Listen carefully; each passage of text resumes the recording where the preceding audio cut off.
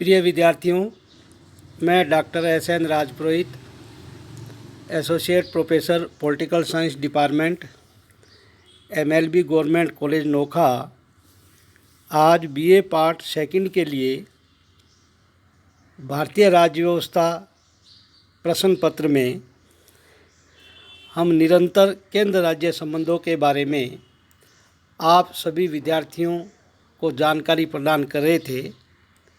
इसी क्रम में आज हम भारतीय संघ में केंद्र राज्य वित्तीय संबंधों के बारे में चर्चा करेंगे। Central state financial relations. संघात्मक शासन व्यवस्था में केंद्र और राज्य की सरकारों के बीच केवल विधायी और प्रशासनिक शक्तियों का ही विभाजन नहीं होता है, अपितु वित्तीय स्रोतों का भी बंटवारा होता है। वित्तीय स्रोतों के विभाजन को लेकर राज्यों के बीच मतभेद और तनाव उत्पन्न होना स्वाभाविक है। यह समस्या उतनी ही पुरानी है जितनी कि संघात्मक शासन प्रणाली, और यह विश्व की अधिकांश संघीय व्यवस्थाओं को संकटग्रस्त करती रही है।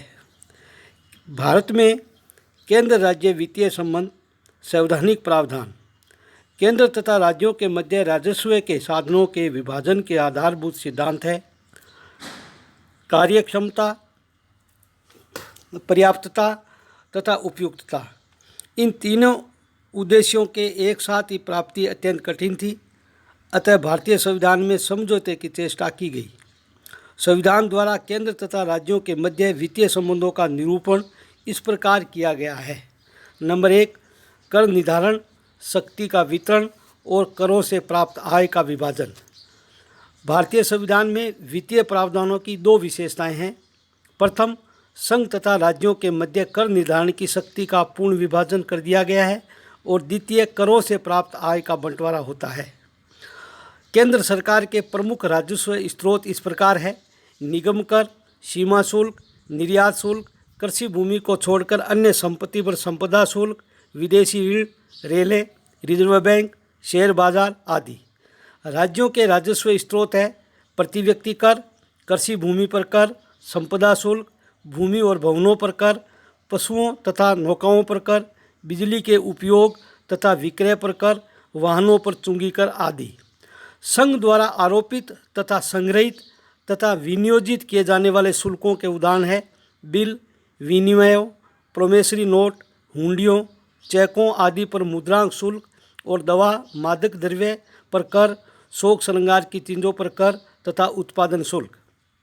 संघ द्वारा आरोपित तथा संग्रहित किंतु राज्यों को सौंपे जाने वाले करों के उदाहरण हैं कृषि भूमि के अतिरिक्त अन्य संपत्ति के उत्तराधिकार पर कर, कृषि भूमि के अतिरिक्त अन्य संपत्ति पर संपदा शुल्क, रेल, समुद्र, वायु द्वारा ले जाने वाले माल तथा यात्रियों पर सीमांत कर, रेल भाड़ों तथा वस्तु भाड़ों पर कर, शेयर बाजार तथा सट्टा बाजार के आदान प्रदान पर मुद्रांक शुल्क के अतिरिक्त कर, समाचार पत्रों के क्रय विक्रय तथा उनके प्रकाशित किए जाने वाले विज्ञापनों पर कर, समाचार पत्रों के अन्य अंतर्राज्यीय व्यापार तथा वाणिज्य से के माल के क्रय विक्रय पर कर।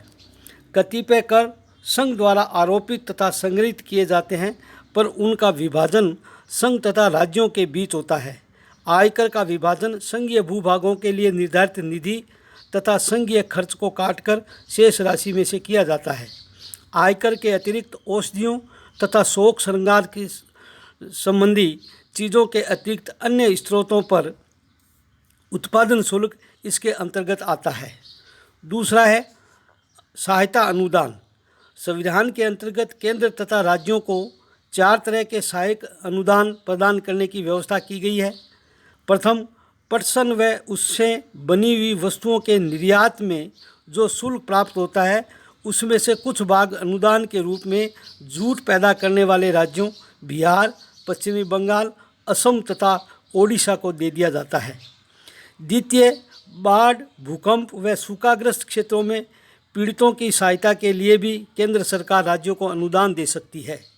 तीसरा, जनजातियों व कबीलों की उन्नति व उनके कल्याण की योजनाओं के लिए भी अनुदान दिया जा सकता है।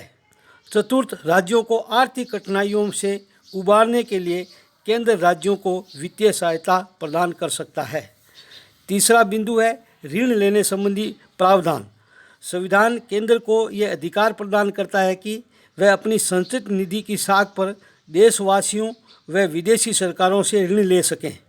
ऋण लेने का अधिकार राज्यों को भी है, परंतु वे विदेशों से ऋण नहीं ले सकते।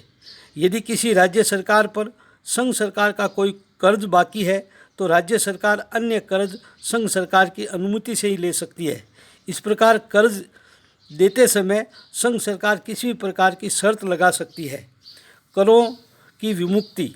राज्यों द्वारा संघ की संपत्ति पर कोई कर तब तक नहीं लगाया जा सकता जब तक संसद विधि द्वारा कोई प्रावधान नहीं कर दे।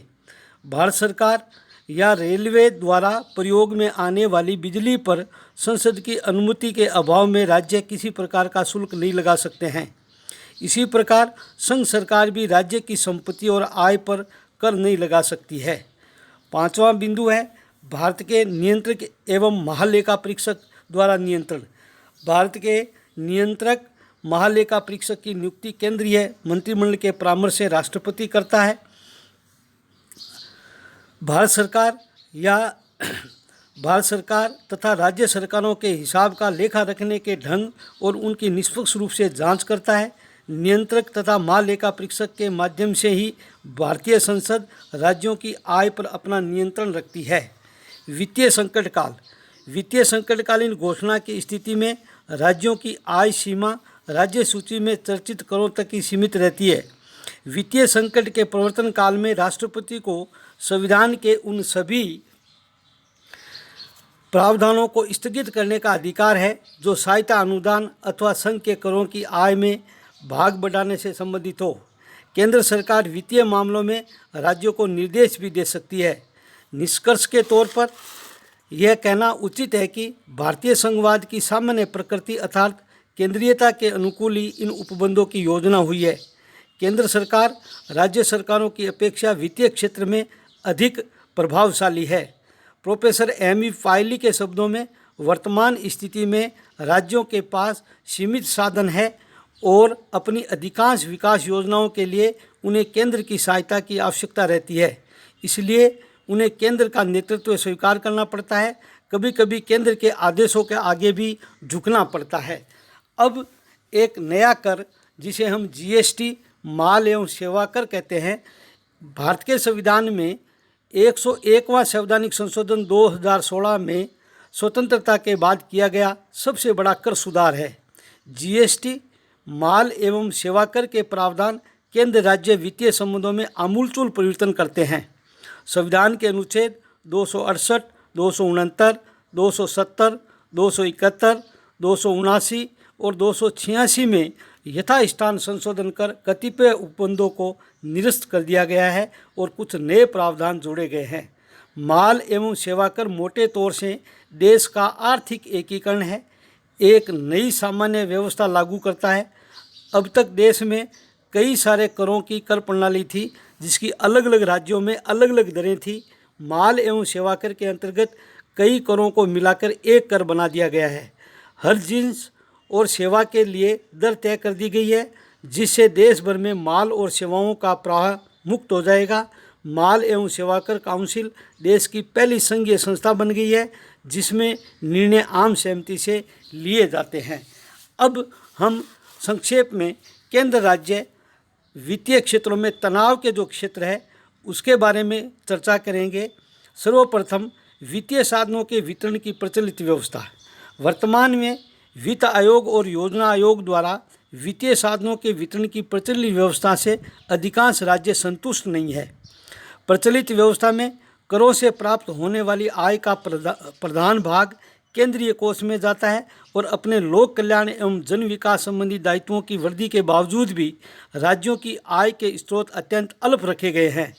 इससे परिणाम स्वरूप राज्यों की योजनाओं की सफलता बहुत कुछ केंद्र के अनुदान पर निर्भर हो जाती है। सन 1967 के बाद राज्यों की यह शिकायत रही है कि केंद्र की सरकार उन राज्यों को अधिक मदद देती है जहां केंद्र में शासक दल की सरकारें हैं या मुख्यमंत्री के प्रधानमंत्री के साथ अच्छे संबंध है।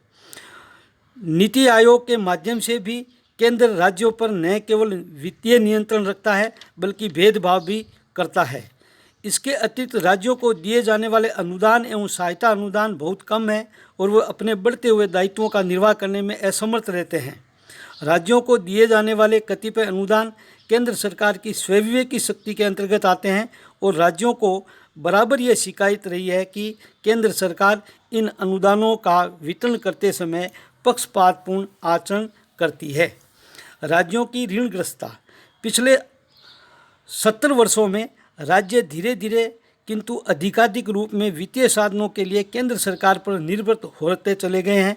गत लगभग 5 दशकों में राज्यों की ऋणग्रस्तता में भी लगातार वृद्धि हुई है और केंद्र के साथ राज्यों की ऋणग्रस्तता अब इस स्थिति में पहुंच गई है कि ऋण अदायगी तथा ब्याज की रकम मिलकर नई केंद्रीय सहायता से अधिक हो जाती है, जिसका अर्थ यह है कि साधनों का वितरण विपरीत दिशा में हो जाता है। यह स्थिति परिपक्व एवं संतुलित केंद्र राज्य संबंधों की दृष्टि से उचित नहीं है। इसके अलावा वित्त आयोग की भूमिका के बारे में भी विवाद रहता है कि आलोचना का विषय यह है कि केंद्र से हस्तांतरित होने वाली राशि का केवल 1/3 भाग ही वित्त आयोग की सिफारिशों पर लागू होता है, जबकि 2/3 भाग वित्त आयोग के क्षेत्र से बाहर है।